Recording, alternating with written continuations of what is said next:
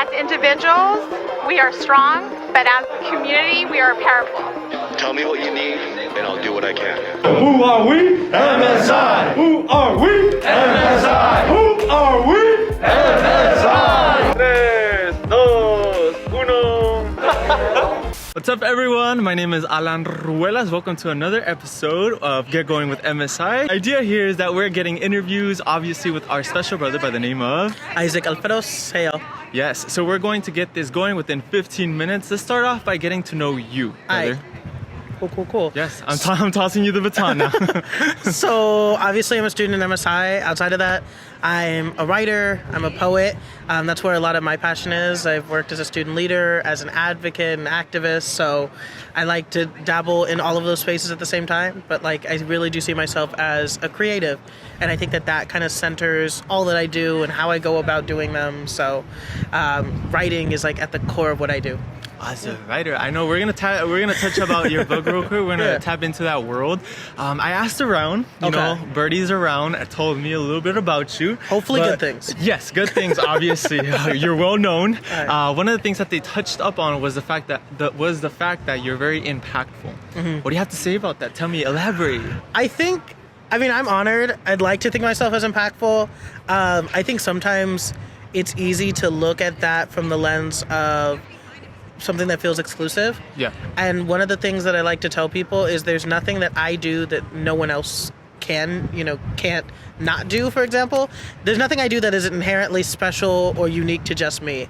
And I think that the level of impact that you can have is really just limited to your own creativity, to your own passion, your own drive, and your ability to connect to other people. So I'm honored. I appreciate it, but I don't see myself as in any way really different from anyone else. Yeah, definitely. I mean, you're actually one of the people who got a little trophy, if I'm not mistaken. What were you nominated? It was what is it? They're most likely to be university president or something like that. I mean, I wouldn't doubt it. I saw your mom taking pictures and everything. How was that? It was cool. I mean, admittedly won this award 4 years in a row. So I kind of came into this with this joke of all right, 4th year, we got to do this. Yeah.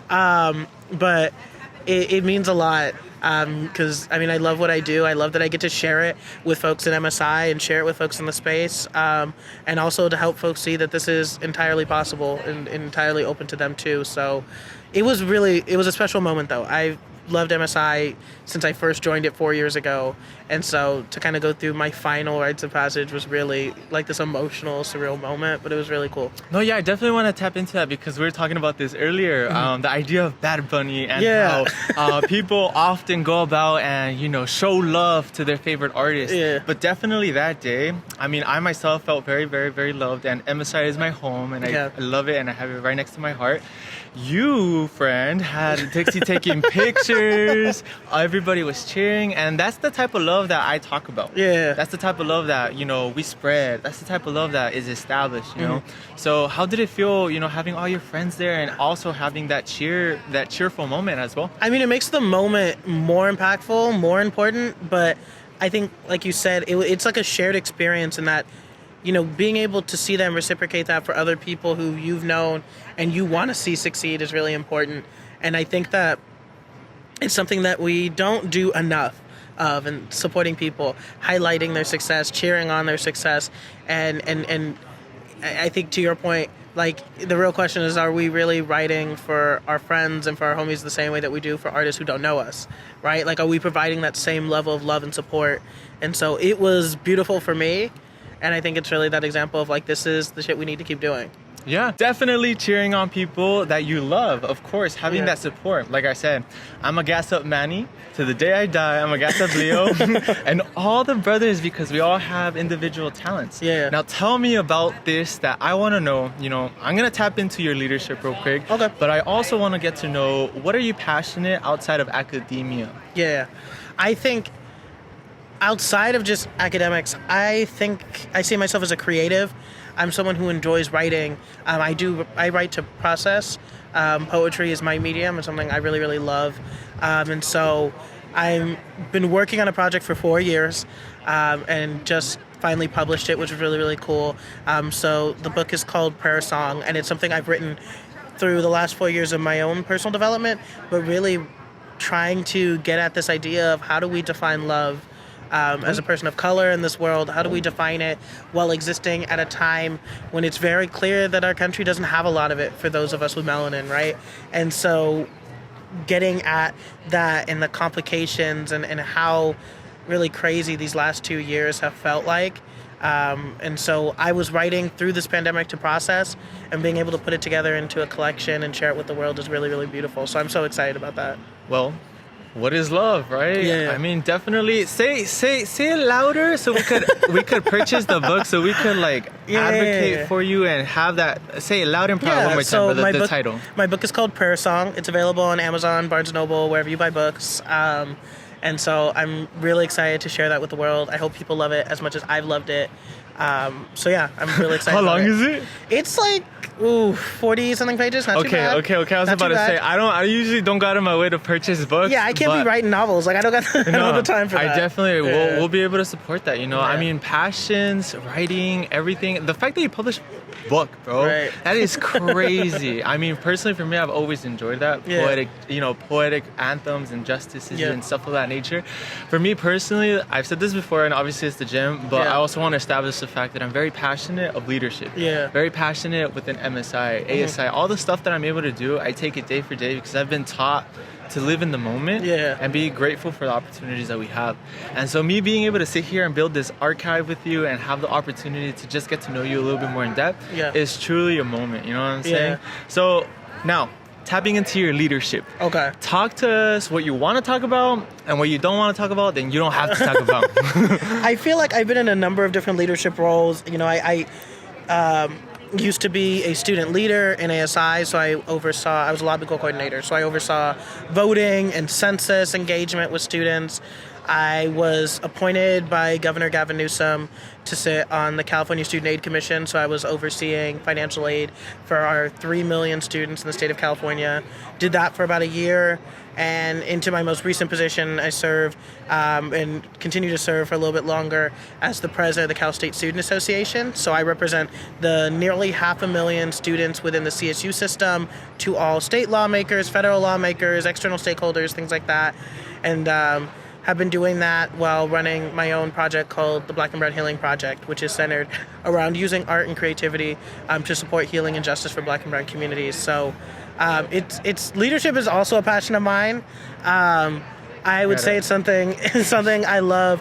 I think in our community it's so critical that we see ourselves as leaders, step into these positions as leaders, recognizing that every time I stepped into these positions, it was very clear that these roles were not made for someone like me. They weren't made for someone with my identities. They weren't made for someone with my experiences. And I think quite often it's easy for us to step in and feel like, well, our job is to try and fit the mold. Our job is to try and make it work. And I think more importantly, when you do that, you find out that it doesn't work, that there's no way you can do it. And the reason is because these same institutions that we're walking into, that we're trying to step into leadership positions for, need to break. And so the only way that I could be successful in these positions is if I went in and effectively broke the mold of what it meant to be a person in this position. I came into my current role and had to really sit with the idea of what does it mean to be a president? What does it mean to be, a Black president, an API president, and a queer president? What does that all mean in this role? And so for me, it was really critical to accept the fact that I need to break it, that there's no way this mold is going to fit me, but the mold is the problem, not me. And so I think that that's something important. Our community needs to get into leadership positions. We need to see ourselves as leaders, and we need to demand that the spaces we operate in, when they don't accommodate for us, need to change instead of us working to try and fit the mold. Definitely, period. Yeah. I want to ask you honestly. Yeah. How do you deal with all the pressure? Yeah. Recently, I've seen you in action. I actually interviewed you for a specific type of situation occurring here on campus. Yeah. But how do you maintain? They say pressure builds diamonds, right? Yeah. But you as an individual, your mental health. Yeah. First of all, how do you even have time for yourself? You have to build time for yourself before anything else. Like, you have to. We have a bad culture here in the United States about how we take care of ourselves and that we don't take care of ourselves. And I think quite often we put off things like taking care of our health, our well-being, our mental health and well-being, and say, well, if I only had enough time. the reality is you got to make time. So I'm fortunate in the position that I'm in.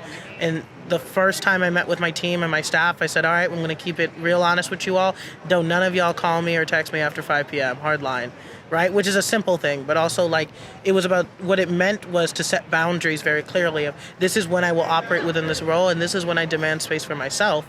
And by doing so, it meant that I could be better in everything that I did. You know, I'm a big fan of Audre Lorde, and Audre Lorde pushes this idea that seeing healing and justice for ourselves as the opposite of action and activism is really unhealthy and unproductive. But when you recognize that as a person of color, me choosing to take care of myself and my mental health is in of itself also an act of activism and organizing, then I recognize that me taking time for myself isn't wasting time, it's being more productive with time, and it allows us to be more impactful. You know, I came into this role and my predecessors had said, I remember taking multiple phone calls with former presidents and they had all shared the same idea when they said, you're going to burn out and you're going to hate the job by the time it's done, but just remember why you got in it. And I remember thinking, this is so toxic and horrible. Why would I want to go into a job knowing I'm going to burn out? And so I challenged myself to do it better, to do it differently. And so in doing so, one of the biggest things for me was to recognize that if I was going to do this better, I needed to separate time for myself and my personal well-being, and that I wanted to see if I could do the whole thing better. And so now being in this position for a year, it was really exciting to see that not only was I able to center my own health and well-being better, but we were also more productive. Our organization was able to get more done in a year than we have ever done in the nearly 50 plus years we've existed. And so that's been really, really incredible to see. And I feel like one of the key factors here that I obviously lived through, people like us getting into leadership positions. Yeah. It doesn't have to be very grandiose. Exactly. Like being all the way on top. It's as simple as saying, I'm going to do this. Yeah. I'm going to do that. I'm going to speak my mind. I'm going to speak my voice. I'm going to, like, having those moments where you're like coming to a whole moment where you're like, I could do this and I'm fine. Yep. With taking up the responsibility because you can do it. Yeah. And I think we present this idea in which people feel like when they step into these positions, they need to know a lot of information. They need to reach a certain qualification. Every single principle of leadership I've learned to be successful in all of these roles, I learned in a high school band program. And I've simply been able to make it apply. Yeah. And it's really the reflection that if you are listening and you are attentive and you are honestly trying to be good at supporting people, you want to be good at the work you do and you want to be a good human being, those foundations will make you an incredible leader. There isn't a handbook to be good. There's no one universal way about doing this well. But the reality is it's also about recognizing that I don't step into this role so I can then strategize to get into the next role and strategize to get in the next role. By doing so, you're going to lose all opportunities to learn. Get into one role and say, I want to do this really well. And I promise you that the opportunities do come. Yep. Right? Doors will open when you try and be really good, not just at the work you do, but a really phenomenal human being. People will open doors for you. And I think that that's the focus we really need to look at. Yeah, one of the brothers actually brought up the idea of like initiating a salsa club. Yep. It was established before, but I'm like, first of all, focus on that. Yeah. And you'll be able to do it. Yeah. Now, band. Where does this play into? I mean, I didn't know this. Yeah. So elaborate just in like a cute sentence about this. So I was in band from middle school all the way through high school. I was a band nerd. I was the drum major in my high school band, and I went to a very underfunded school. So it was a critical part of my identity because my freshman year when I joined that band was the first year we had a band again since the 70s. And so it was a huge deal. I helped build up the leadership program there. I trained all the leaders myself as a sophomore in high school. And it was a really big challenge, but it taught me a lot of the mistakes you don't want to make as a leader. It gave me a lot of growth opportunities, but also forced me to recognize that leadership as a principle is really simple when you get to the root of it, and that it's applicable no matter where you go. But I would also say that that's where my more creative side comes from, because music is at the root of really all that I do. So Yeah, definitely. And I feel like overall, wrapping up, tell me, where is summer going to take you? Lord, if I knew. I'm working on a couple of projects, partnering with different organizations to try and get more written work out, more work published, because I have a couple of other published works up my sleeve that I'm trying to get done. But I definitely do have a passion for this higher ed policy stuff. It's where my love for my community really comes out best. And so that's where I'm trying to focus on in my next steps. But first and foremost, I'm graduating. I need to take a break. I need to take a vacation. Yeah. And I'll come back to then hustle. Do you have any after. place in mind? I'm going to Maui with my family, so I'm excited. That'll be really dope. Okay. Yeah. I mean, other than that, for me personally, having a passion for higher education is pretty phenomenal, you know? Never been to Maui? Yes. Hopefully enjoy that. It should be fun. I have some family out there, so it'll be A exciting. little to see them. Instagram moment, right? Exactly. Yeah, no, but I mean, other than that, do you have a quote that you live by? I always like asking this question because I feel like people will resonate one way or another. Yeah. Okay, one of the best quotes I can think of is actually a quote by Shirley Chisholm, someone I look up to a lot. And she says, if they don't give you a seat at the table, bring a folding chair. Oh. And I think it's important that we keep that in mind. So, in all things that you do, make sure you bring a folding chair. Let me tell y'all something. It has been a pleasure. It has been an honor to be able to squeeze in time during finals, during all this chaos, because all the brothers are moving around. Yeah. Everyone's doing their own thing. Some of them have jobs, Yeah. and they're, having to balance the commute back and forth. And we need to talk about that too. Exactly. We need to talk about the brothers who are not necessarily always there, but present with their souls. Yeah. You know what I'm saying? You being here obviously allows me personally. I feel represented. I feel happy. I feel wholesome. You know Yeah. what I'm saying? Appreciate like it. yeah, because it's obviously what you talk is what you're doing. Yeah. And for me personally, like when I see you on the banners and stuff, with all due respect, I'm just like, it feels good. Yeah. You're within MSI, and I'm just like, bro, let's establish that. Like, let's take that initiative to be able to expand within our campus, to be able to have this conversation, to be able to vocalize our concerns, and without having the pressure of having the, repercussion of this and that, because we shouldn't feel scared. Yeah. And we shouldn't be in a position where we should be like, oh my gosh, it becomes hostile. You know what I'm Exactly. saying? This school, the educational system, has us in a position where we are learning, and we need to be able to exercise what we learn. You Exactly. know what I'm saying? So for me personally, to you, I have a lot of love. Thank you. Hopefully sooner along the lines, we'll be able to go to a Bad Bunny concert. Of course. Hopefully. My bank account would like to. Random question. Yes. Which one's your favorite song from Bad Bunny? Of any Bad Bunny Yes. song? Okay.